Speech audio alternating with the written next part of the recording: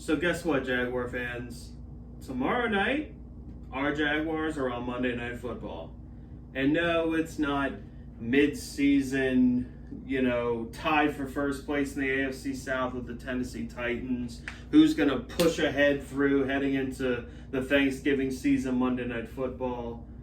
It's the second preseason game Monday Night Football, but I don't care because it's still Monday Night Football. And like the good old Gus Bradley once said, I'm fired up about it. Or, more recently, as Shad Khan once said, I'm so pumped is Shad Khan. And so am I, because the Jaguars are on Monday Night Football. And I don't care if it's a preseason game, because it's still awesome to see the Jags in primetime. Enough about that. We're going to talk about top 5 things to look at going into this game against the New Orleans Saints tomorrow night. Now, in the grand scheme of things, this game obviously doesn't matter. If the Jaguars get blown out or if the Jaguars blow the Saints out, it really doesn't mean a whole lot. But these are 5 things that we can specifically look at and see if the Jaguars are getting better or if they still suck. So let's talk about it. Number 5 is the quarterback room as a whole. Okay? Now, I put this so low on the list because I'm sick and tired of this talk about a quarterback controversy. Quarterback controversy. I can't say the word. You know what I'm talking about. There isn't that here in Jacksonville. Okay, Trevor Lawrence is the quarterback. What is there to look at though is how long does Urban play him? Okay, and after Minshew crapped the bed last week, does C.J. Beathard roll out after Trevor Lawrence? Probably not. But does C.J. Beathard continue to look better than Gardner Minshew does? Because Gardner Minshew looked like straight up crap last week. And I hate to say that because I do like Gardner Minshew. I mean, I'm kind of emotionally detached to move on from him. But I still do love the guy. There's a small part of me that will always love Gardner Minshew. But I don't know. C.J. Beathard, because C.J. Beathard's making a lot more money than Gardner Minshew. I think we're paying C.J. Beathard more money this year than Gardner Minshew will make over his 4-year deal with the Jaguars. So if C.J. Beathard continues to show out in actual live game performances, does Urban Meyer, because Jake Luton's either getting cut or on the practice squad. That's a foregone conclusion, okay? Jake Luton will never play a meaningful game for the Jaguars ever again. I know that, you know that, your mom knows that. It's just, we all know that, okay? So, what's going to happen between Minshew and C.J. Beathard? And you may not think it's that important, but it is kind of important. Because the most important position on the team, one of them, is the backup quarterback. Because you want a guy who's competent behind your starter. So there's that to look at. Number 4, the wide receiving room. And most importantly, I believe that DJ Chark will play tomorrow night because he's been at practice, which I didn't think he would do anything until week 1. And then if that ends up being the case, then this whole point is useless. But I'm pretty sure DJ Chark has been practicing and will probably play tomorrow night, at least a little bit. And I'm very, very curious to see because Trevor Lawrence really locked on, unless it was like a specific, dump out pass to Laviska Shenault. He really locked on to Marvin Jones a lot. So with DJ Chark out there, I'm really curious to see who he looks for more, either Chark or Marvin Jones. So I'm really excited to see what kind of chemistry that Trevor Lawrence has built with DJ Chark. And again, if DJ Chark doesn't end up playing, then whatever, this is a moot point. But I'm assuming that he does, so look for that. Number 3. The defensive line actually played really well against the Cleveland Browns last week. I thought they played extremely well. I believe we held the Browns under 2 yards a carry. Now again, it's preseason, it's not starters. A lot of the times I get that, but it didn't matter who it was. Like you and I could have ran against the Jaguars last year. Their defensive line was putrid, horrible. Jay Tufele showed a lot last week. I'm a huge huge fan of, wow, this is embarrassing, is mine, Devon Hamilton. Devon Hamilton. His name slipped from my mind for a second. Devon Hamilton. I am a big fan of the guy. I think he'll be a long-term starter for the Jaguars for a long time. I'm excited to see what he brings. I'm excited to see what Jay Tufele brings. Roy Robertson-Harris. I really want to see more pass rush moves out of Caleb Von Chason. I saw a little bit of that last week, and I really want to see how that progresses, especially being, Monday Night Football. Like, everyone's watching you. How does he perform? Also, Josh Allen barely played last week. I want to see my man get a sack. I want to see my man get a strip sack on Jameis Winston. I want to see him slam Winston to the ground. I need to see, for my own mental health, I need to see Josh Allen do something on a football field that says, there it is. There it is. That's what we saw in 2019. That's what he is. Last year was a fluke.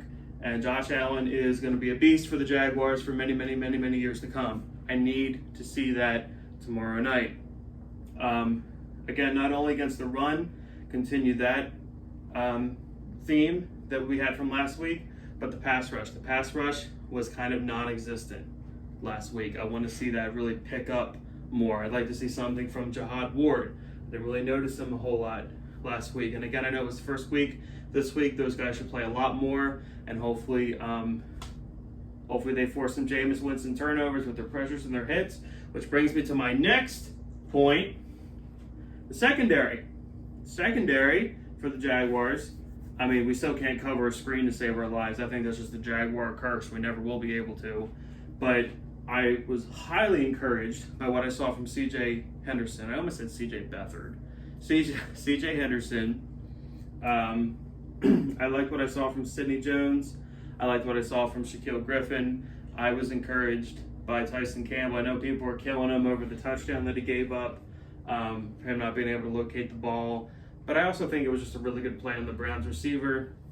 And people, they always remember the bad play. He had a couple of really nice pass breakups, like in that same series or the series before that.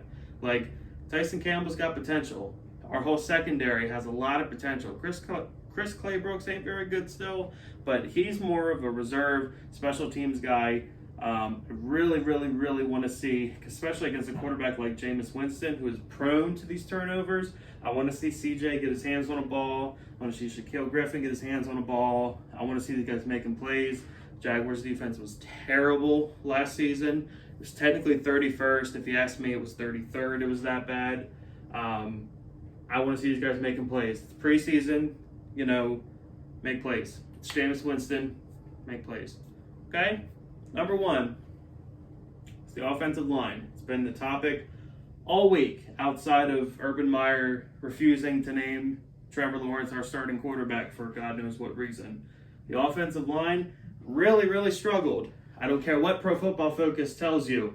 The Jaguars' offensive line really struggled in pass protection last week against the Cleveland Browns. Will Jawan Taylor and Cam Robinson step it up this week?